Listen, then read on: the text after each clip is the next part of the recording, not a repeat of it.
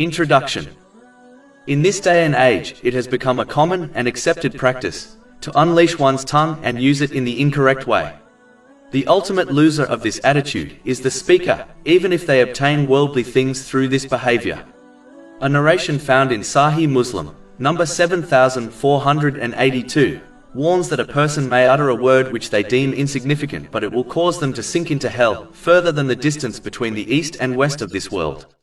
It is confirmed in a narration found in Sunan Ibn Majah, number 3973, that words are the main cause of people entering hell.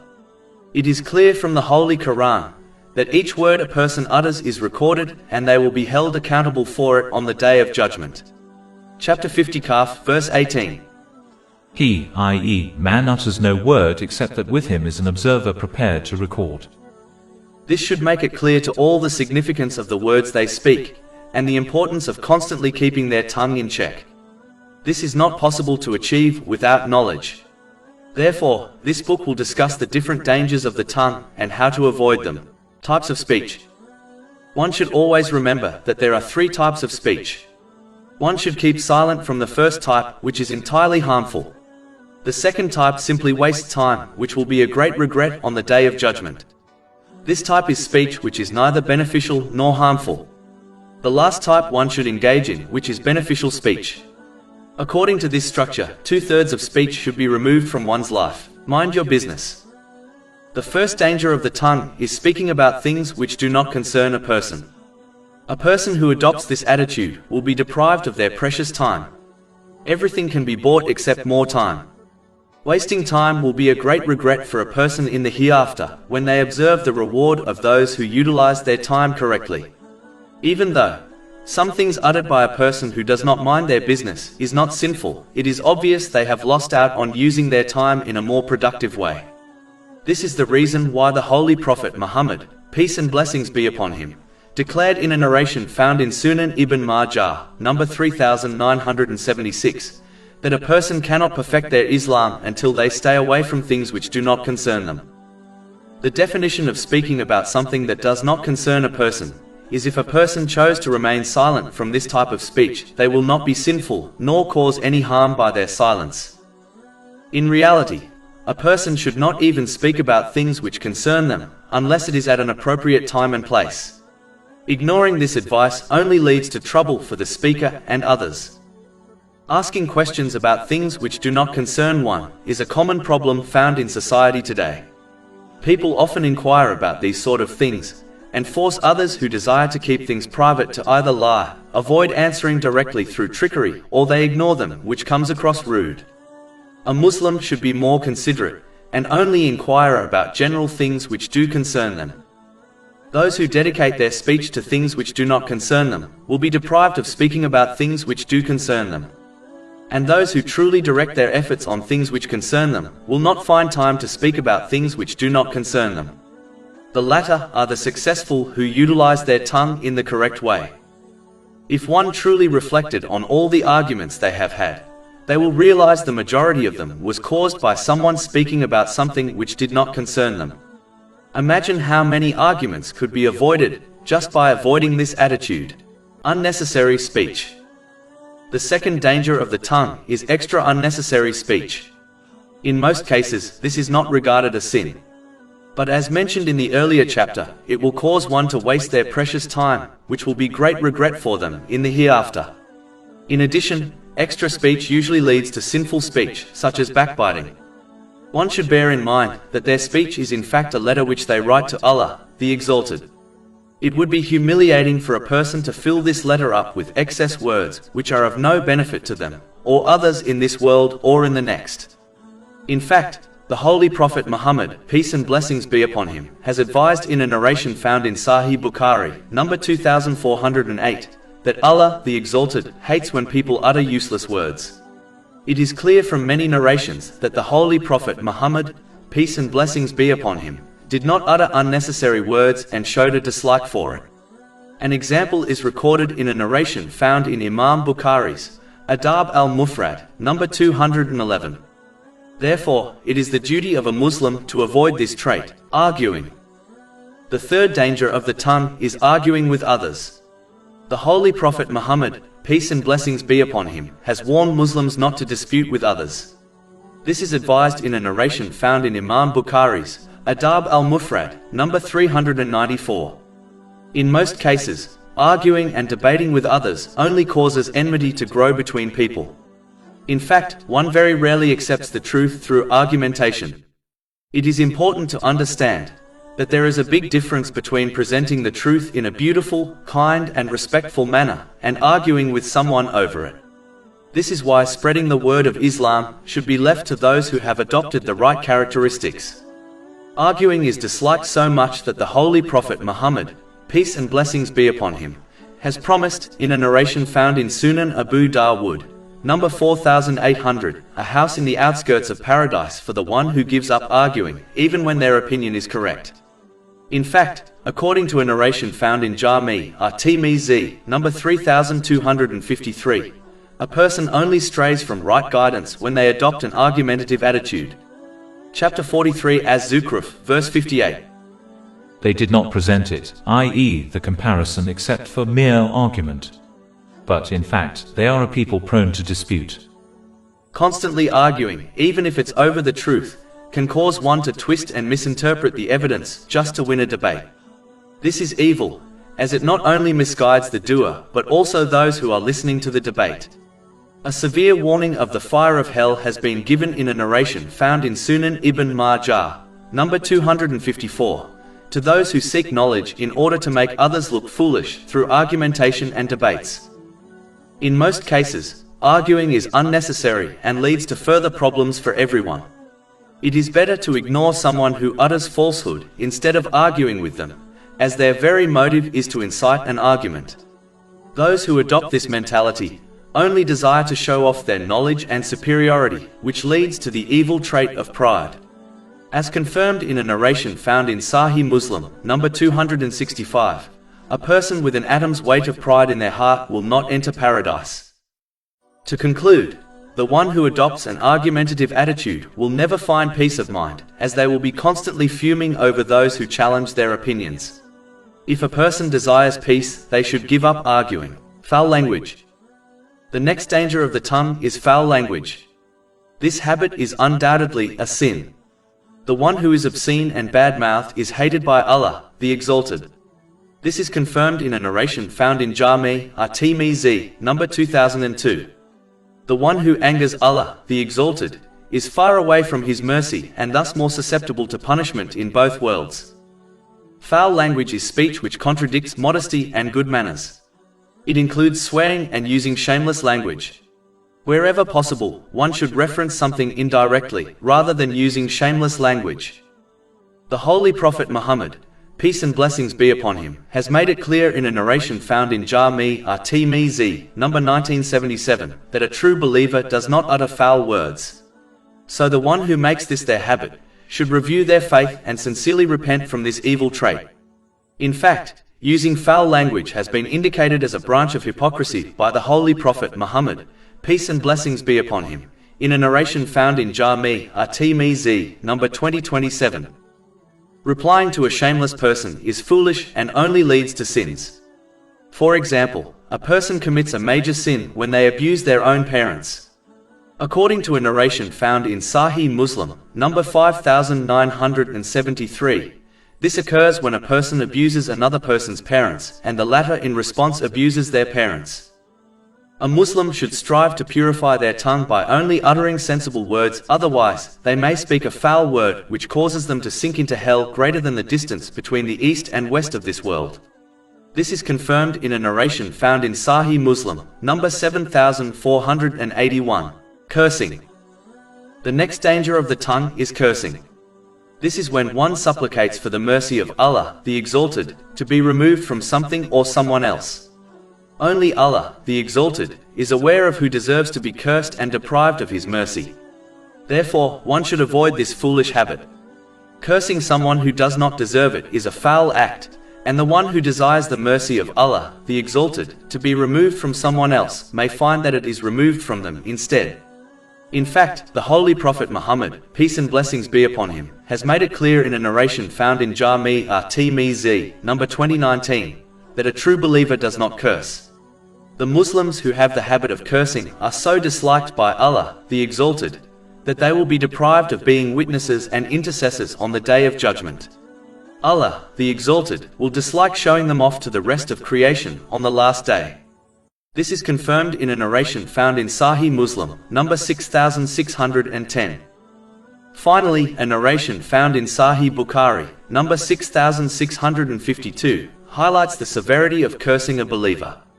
The Holy Prophet Muhammad, peace and blessings be upon him, declared that cursing a believer is like killing them. Even if one deserves to be cursed, it is safer and wiser to abstain, and instead utter words which will please Allah, the Exalted, such as His remembrance. Joking. The next danger of the tongue is joking. In a narration found in Jami' at-Tirmidhi, number 2315, the Holy Prophet Muhammad, peace and blessings be upon him, cursed 3 times the one who lies in order to make people laugh. Joking while sticking to the truth is not a sin, but it is difficult to do consistently. The one who jokes excessively will eventually slip up and utter words which are sinful, such as lying, backbiting, or mocking others. Therefore, it is safer to avoid joking excessively, which has been advised in a narration found in Jami' at-Tirmidhi, number 1995. In addition, the one who jokes excessively, even if they manage to always speak the truth and not offend anyone, will encounter a spiritual disease which has been warned of in a narration found in Sunan Ibn Majah, number 4193, namely, a spiritually dead heart. This occurs to the person who jokes and laughs excessively, as this mentality demands they always think and discuss funny issues and avoid serious issues. The matter of preparing for death and the hereafter are serious issues, and if one avoids thinking and discussing them, they will never correctly prepare for them. This lack of preparation will cause their spiritual heart to die. In fact, the more seriously one ponders over the hereafter, the less they will laugh and joke. This is indicated in a narration found in Sahih Bukhari, number 6486. Joking too often also causes others to lose respect for them. This can cause many problems such as not being taken seriously when they command good and forbid evil, even if it is to their own children. Excessively joking often leads to enmity between people, as one can easily take things seriously. This leads to fractured and broken relationships. Many people have even become physically and emotionally hurt because of jokes. In addition, when joking, one should avoid laughing loudly or full-mouthed, as this is disliked in Islam. The Holy Prophet Muhammad's, peace and blessings be upon him, laugh was a smile according to a narration found in Sahih Bukhari, number 6092. A Muslim should avoid lying at all costs, even when joking, as this would lead to them to obtaining a house in the middle of paradise. This is confirmed in narration found in Sunan Abu Dawud, number 4800. This does not mean a Muslim should not joke at all. Joking from time to time while avoiding other sins, such as lying, is acceptable, as the Holy Prophet Muhammad, peace and blessings be upon him, occasionally joked. This is confirmed in a narration found in Jami' at-Tirmidhi, number 1990. It is joking excessively, which is disliked and sinful, if it is related to a sin. It is a sin to intentionally misinterpret a tradition of the Holy Prophet Muhammad, peace and blessings be upon him, in order to fulfill one's own desires. If the Holy Prophet Muhammad, peace and blessings be upon him, rarely joked without committing any sins attached to it, then Muslims should do the same and not exceed the bounds in order to fulfill their own desires. In addition, there is a big difference between being cheerful with people, such as smiling, and joking excessively. Being cheerful is a blessing of Allah, the Exalted, according to a narration found in Imam Bukhari's Adab al-Mufrad, number 301. Even smiling to make others feel comfortable is recorded as an act of charity, according to a narration found in Jami' at-Tirmidhi, number 1970. So one should not believe avoiding joking excessively means that people should always be in a sad and depressed mood, mocking others. The next danger of the tongue is mocking others.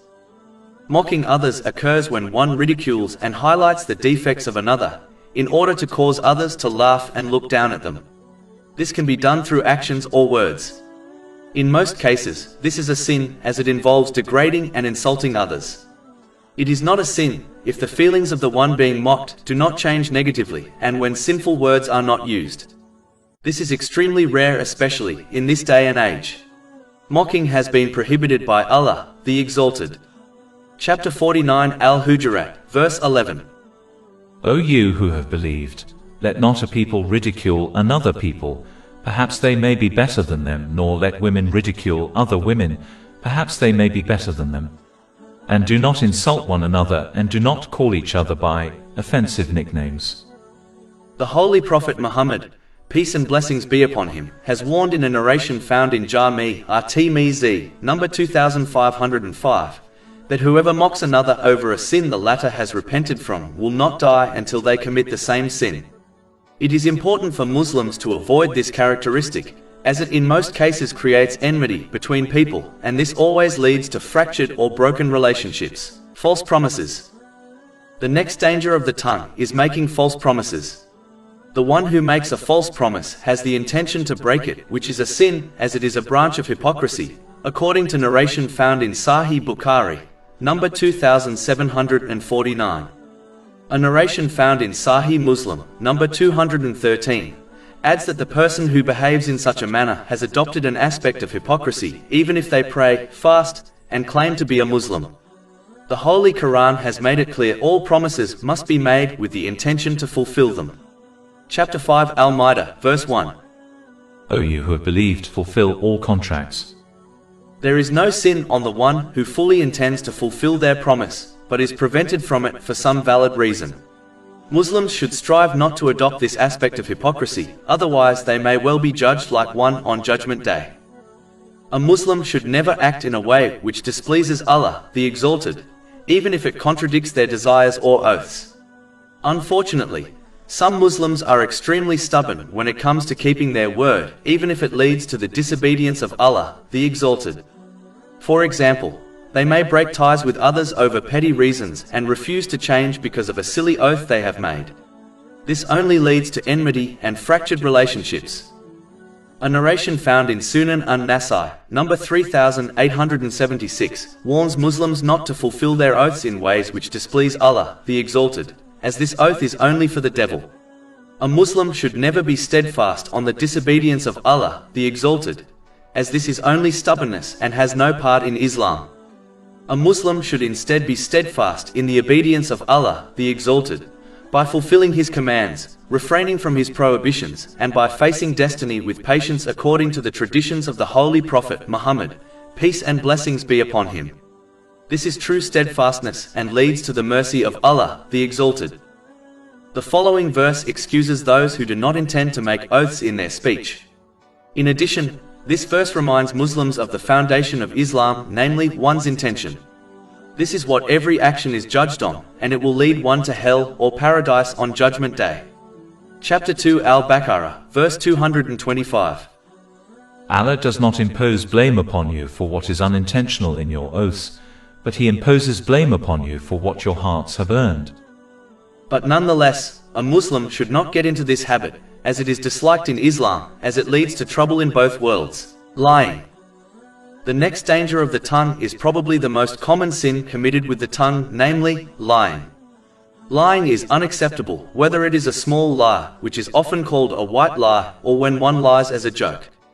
All of these types of lies are forbidden. In fact, the one who lies to make people laugh, so their aim is not to deceive someone, has been cursed 3 times in one narration found in Jami' at-Tirmizi, number 2315.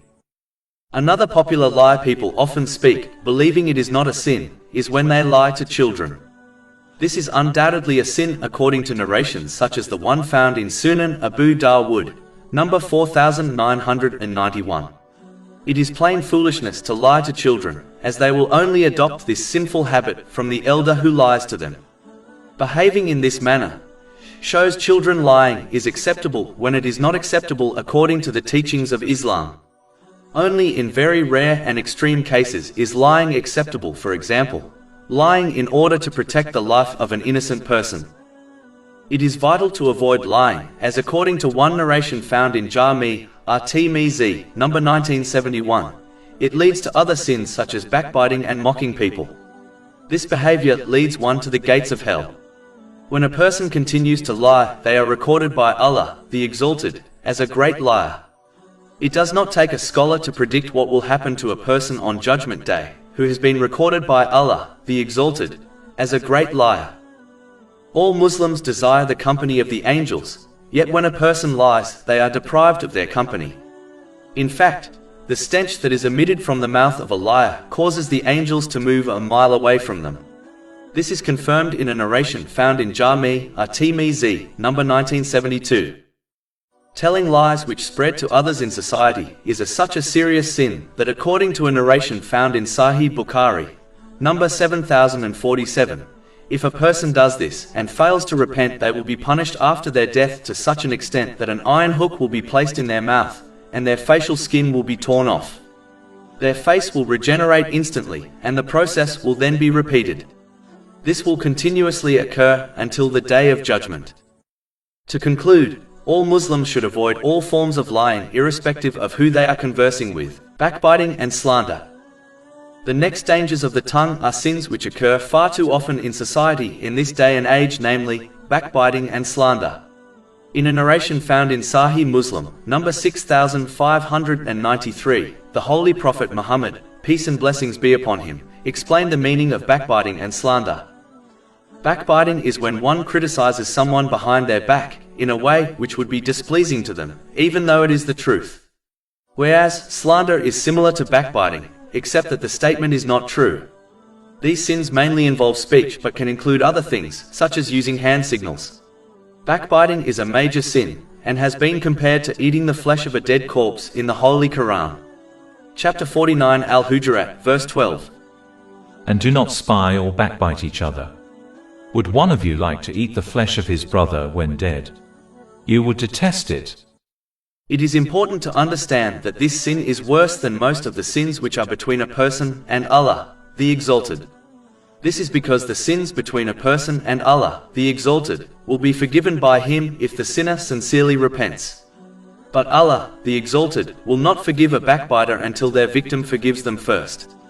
If they do not, then on Judgment Day, the good deeds of the backbiter will be given to their victim as compensation, and if needed, the sins of the victim will be given to their backbiter until justice is established. This may well cause the backbiter to be hurled into hell. This has confirmed in a narration found in Sahih Muslim, number 6579. The only times backbiting is lawful is if one is warning and protecting another person of unlawful harm, or if a person is resolving a complaint against another with a third party, such as a legal case. One should avoid backbiting and slandering by firstly gaining knowledge on the evil consequences of these major sins. Secondly, a person should only utter words which they would happily say in front of the person full well, knowing they would not take it in an offensive way. Thirdly, a Muslim should only utter words about another if they would not mind someone else saying those or similar words about them. Meaning, they should talk about others how they want people to talk about them. Finally, a Muslim should concentrate on fixing their own faults, and when done sincerely, it will prevent them from backbiting and slandering others, tale-bearing. The next danger of the tongue is spreading malicious gossip, meaning tale-bearing. In a narration found in Sahih Muslim, number 290, the Holy Prophet Muhammad, peace and blessings be upon him, warned that the one who spreads malicious gossip will not enter paradise. This is the one who spreads gossip whether it is true or not, and it leads to problems between people, fractured and broken relationships. This is an evil characteristic, and those who behave in such a manner are in fact human devils, as this mentality belongs to none other than the devil. He always strives to cause separation between people.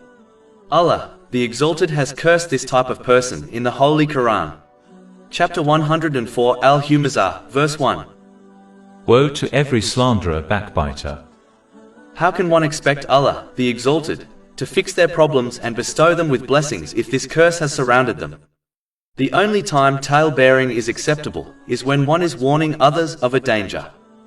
It is a duty on a Muslim not to pay any attention to a tale-bearer, as they are wicked people who should not be trusted or believed. Chapter 49 Al-Hujurat, verse 6. O you who have believed, if there comes to you a disobedient one with information, investigate, lest you harm a people out of ignorance. A Muslim should forbid the tale-bearer from continuing with this evil characteristic, and urge them to sincerely repent. As commanded in the Holy Quran, a Muslim should not harbor any ill will against the person that supposedly said something bad about them. Chapter 49 Al-Hujurat, verse 12. O you who have believed, avoid much negative assumption. Indeed, some assumption is sin. This same verse teaches Muslims not to try to prove or disprove the tale-bearer by spying on others. Chapter 49 Al-Hujurat, verse 12. And do not spy. Instead, the tale-bearer should be ignored. A Muslim should not mention the information given to them by the tale-bearer to another person, or mention the tale-bearer, as this would make them a tale-bearer as well. Muslims should avoid tale-bearing and the company of tale-bearers, as they can never be worthy of trust or companionship until they sincerely repent. Two-faced. The next danger of the tongue is being two-faced. This is when a person changes their behavior, depending on who they are interacting with, in order to please them, so that they gain worldly things, such as respect and fame. The Holy Prophet Muhammad, peace and blessings be upon him, has warned in a narration found in Sunan Abu Dawood, number 4873, that whoever adopts a two-faced mentality will have two tongues of fire on the Day of Judgment. It is the duty of a Muslim to remain honest and consistent in their speech and actions, and only seek the pleasure of Allah, the Exalted, in all their activities. The one who behaves in this manner will be protected by Allah, the Exalted, from any long-term negative effects which can result from being consistently honest. But the one who follows the path of the hypocrites will lose out on the mercy and protection of Allah, the Exalted, so that they are left to wander blindly in misguidance. Allah, the Exalted, will ensure that sooner or later, their evil intentions are exposed to the people they aim to please, so that they lose out on obtaining worldly blessings and become loathed by their society. This worldly punishment is small compared to the punishment reserved for them in the hereafter, unless they sincerely repent. Overpraising.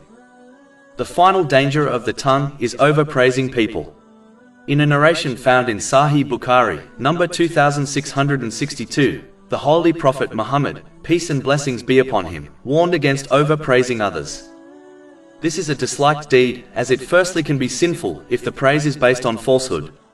Even if it is true, overpraising people especially, the ignorant can cause them to become proud. This is an evil characteristic, as an atom's worth of it is enough to take one to hell. This has been warned in a narration found in Sahih Muslim, number 265. Overpraising can even cause the praised person to believe they have fulfilled their potential in obeying Allah, the Exalted, and therefore do not need to improve on it. A Muslim should not be fooled by the praise of others, as they know their actions and inner hidden character better than any other person. Reflecting on this and the countless times Allah, the Exalted, has concealed their faults from people, should prevent them from becoming proud. In addition, they should remember that the praised quality they possess was granted to them by none other than Allah, the Exalted, therefore all praise belongs to Him. Finally, a Muslim should become more grateful to Allah, the Exalted, by using the blessings they possess in ways pleasing to Him. They should instead advise others about this narration, and warn them not to overpraise others. Only in certain cases is praising others acceptable, and must include not overpraising them, sticking with the truth, and it should be done in order to encourage them to do more good. This especially applies to children, such as praising them in respect to their school work, good behavior, and fulfilling the duties of Islam. Conclusion. It has been made clear that there are numerous dangers of the tongue. Therefore, it is vital for Muslims to be constantly aware of what they say, as it only takes a single word to cause them to plummet into hell on Judgment Day. This is confirmed in a narration found in Sunan Ibn Majah, number 3970. It is important that a person thinks before speaking, and only proceeds when the words will not be sinful or vain. This is the sign of an intelligent person. The Holy Prophet Muhammad, peace and blessings be upon him, has advised in a narration found in Sahih Muslim, number 176, a way for a Muslim to escape all the dangers of the tongue, namely, to either speak good or remain silent. Gaining knowledge on the dangers of the tongue will enforce this teaching. But if a Muslim remains ignorant, they will commit many sins through their words without even realizing it. This is why gaining knowledge has been made a duty on all Muslims, which is confirmed in a narration found in Sunan Ibn Majah, number 224. Over 400 free ebooks, audiobooks, infographics, podcasts and blogs available on our website, www.shaykhpod.com.